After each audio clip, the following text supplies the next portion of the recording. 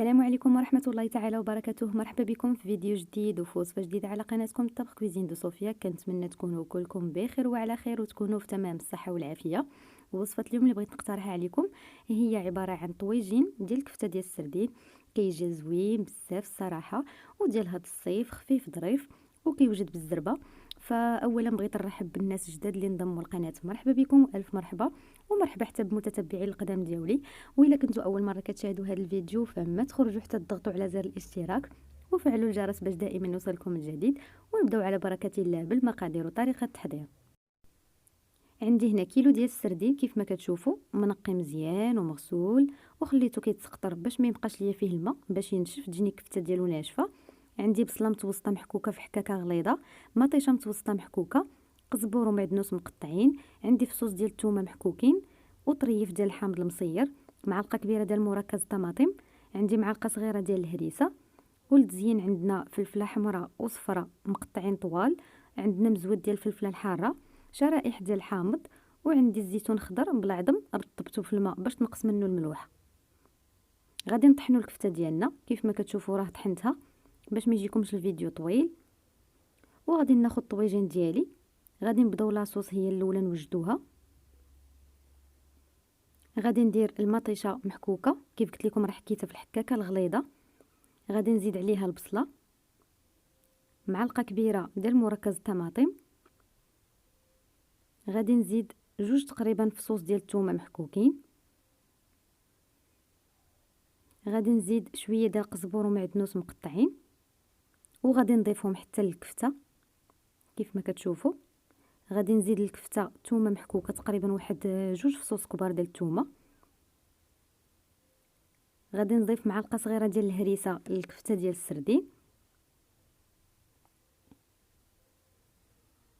غادي نزيد شويه ديال الزيت النباتيه، شويه ديال زيت الزيتون، وغادي نضيف شويه ديال زيت الزيتون في الكفته، راه كيجيها بنين بزاف الصراحه، كتجي بنينه بزاف.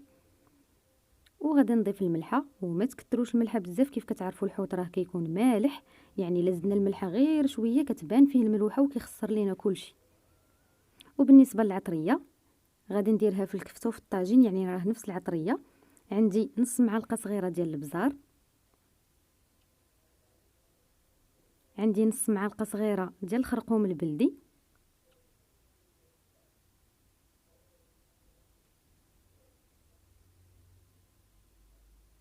غادي ندير غير راس معلقه كيف ما كتشوفوا ديال السكينجبير، راه الحوت ما كيبغيش السكينجبير بزاف. وغادي نزيد نص معلقه صغيره ديال الكمون، الكمون راه كيتواتى بزاف مع السردين كيجي بنين. وغادي ندير معلقه صغيره كيف ما كتشوفوا عامره ديال التحميره.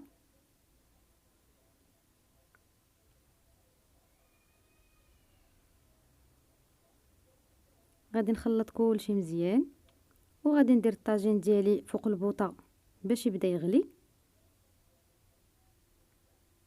هاد الطاجين راه كيجي زوين بزاف، راه كيوجد يعني بالزربه اون فوا، يعني كنستفو كلشي وكنغطيو عليه وكنسدو من موراها غير بربع ساعه تقريبا بحال هكا تيكون واجد. غادي ندوز دابا غادي نخلط الكفته ديالي كيف كتشوفوا راها ناشفه، يعني ملي كتخليو السردين ديالكم كيتسقطر كينشف من الماء راه كتجي الكفته ديالو زوينه، يعني ما كتجيش جاريه.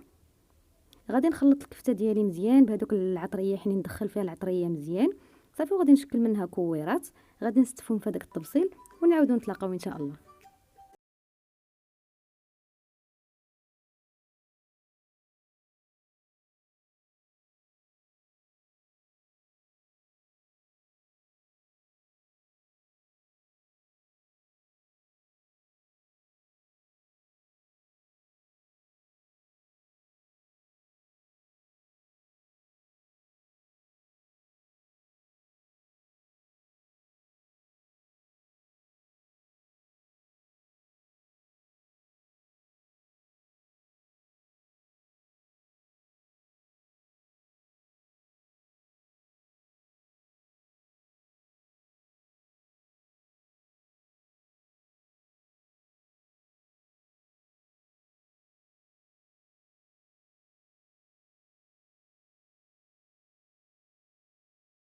بعد ما غلات لاصوص كيف كتشوفوا راه كتجي عاقده وكتجي ثقيله، كتجي بنينه بزاف، تقدروا تاكلوها غير هكاك. غادي نضيف غير واحد شويه ديال الماء. وكيف قلت لكم البنات راه يمكن لكم هاد الطاجين تضيفوا ليه الخضره الا بغيتوا تزيدوا فيه الخضره، تقدروا تزيدوا فيه خيزو مقطع وبطاطا مقطعه. ولكن الصراحه هاد الصيف الواحد ما كيبغيش يتقل بالبطاطا والخيزو، انا كنفضل هاد الطويجين ديال الحوت بحال هكا. نقدر نضيف عليه غير شويه ديال الفريت، ونزيد معاه شليضه واحد الكويز ديال العصير، وها الغديوه ديالنا خفيفه ظريفه. غادي ندور الطاجين كامل بهذيك الكفته، يعني غادي نعمرو بالكفته مزيان، مع ما فيهش الخضره خصو يكون عامر بالكفته. والطاجين راه دغيا كيوجد الصراحه، راه سريع يعني كيطيب بالزربه، ما كاملاش حتى نص ساعه كيكون واجد. والصيف دابا الصراحه الواحد ما كيبغيش طاجين هكا بالخضره دائما، وهذا الواحد كيبغي داكشي غير خفيف.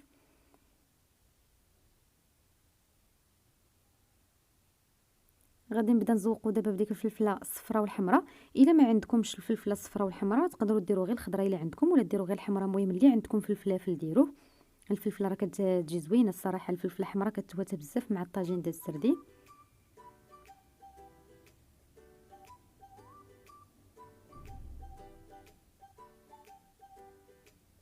غادي نزوقو، وغادي نضيف داك المزيود ديال الفلفله الحاره وشرائح ديال الحامض صافي. وغادي نرويه غير واحد شويه، ما ديروش الماء بزاف، راه السردين حتى هو كيطلق الماء صافي. وغادي نزيد عليه وغادي نخلي النار مهيله، نخليه يطيب على خاطرو حتى يوجد.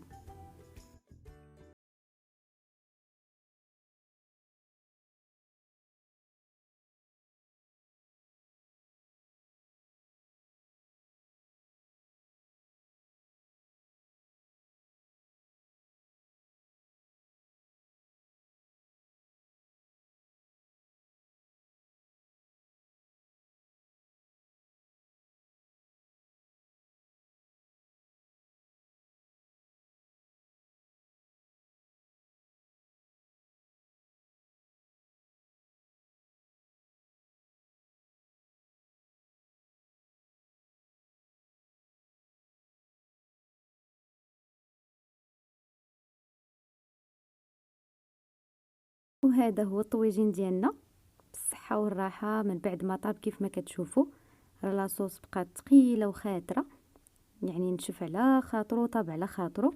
كنتمنى انه ينال الاعجاب ديالكم.